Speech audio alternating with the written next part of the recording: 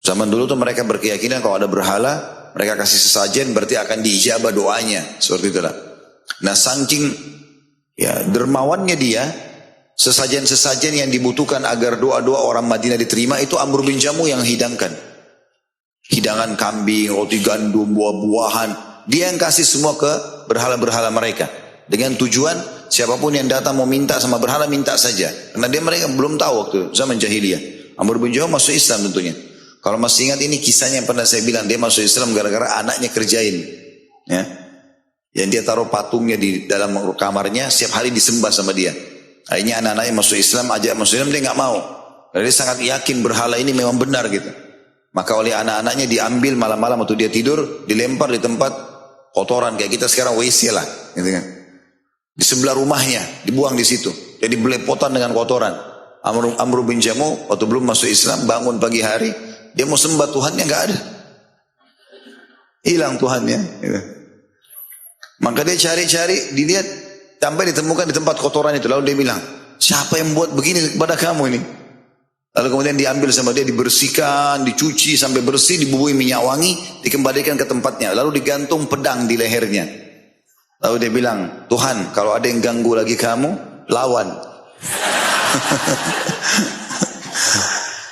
Pada saat dia bilang begitu, tidur dia malam hari, anak-anaknya ambil lagi patung itu, dilempar lagi di tempat yang sama, lalu diganti pedangnya sama bangkai anjing. Ada anjing mati, diambil, ditaruh. Nah, Amr bin Jamuh pagi-pagi cari lagi Tuhannya, tidak ada. Dia ingat kemarin jatuh di tempat itu, dia datang ternyata tempat yang sama. Maka mulailah dia sadar, lalu dia mengatakan, sungguh kalau kau Tuhan pasti kau bisa membela dirimu. Lalu dia datang ke masjid, dia syahadat dengan Nabi SAW.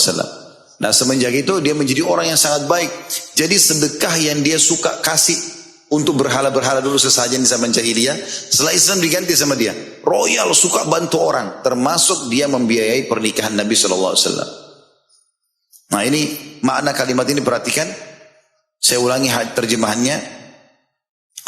Jabir mengabarkan kepada kami, ia berkata Rasulullah SAW bersabda, siapa pembesar kalian wahai Bani Salamah? Mereka mengatakan Ju'ad bin Qais atau Ja'ad bin Qais. Hanya saja kami memandangnya kikir. Nabi SAW lalu mengganti. Lalu beliau mengatakan, penyakit apa yang lebih parah daripada kikir? Pembesar kalian mulai sekarang Amr bin Jamuh. Siapa Amr bin Jamuh ini? Dan yang kita ceritakan, Amr dahulu berada di atas berhala mereka ketika zaman jahiliyah. Mana di atas berhala, suka mengurus berhala-berhala itu. Kasih sesajen, dia perbaikin kalau ada yang rusak, dia yang buat patung-patung baru gitu, dia rawat tempatnya gitu. Karena dermawannya. Maka setelah Islam, ia menyiapkan jamuan walimah untuk Rasulullah SAW ketika menikah.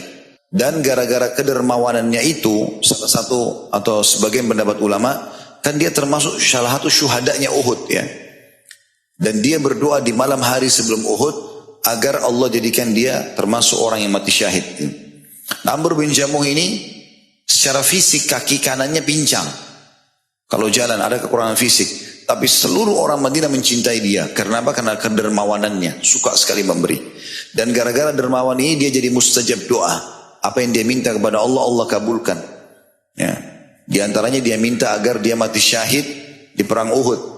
Ya, pada saat dia di perang Badar mau ikut, anak-anaknya larang semua. Sampai anak-anaknya datang kepada Nabi SAW mengatakan, ya Rasulullah, ayah kami pincang.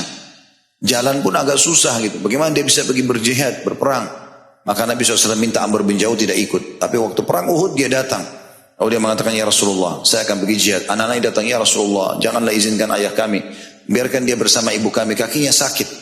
Kata Nabi SAW, ya Rasulullah. Kata Amr bin Jamuh, ya Rasulullah, apakah aku harus haramkan diriku masuk surga gara-gara kakiku yang pincang? Izinkan aku untuk ikut.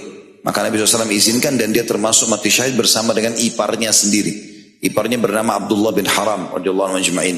Dan saking dekatnya sama iparnya ini, sampai-sampai dia dikubur bersama di lokasi syuhada Uhud itu. Itu kedudukan beliau sendiri radhiyallahu anhu.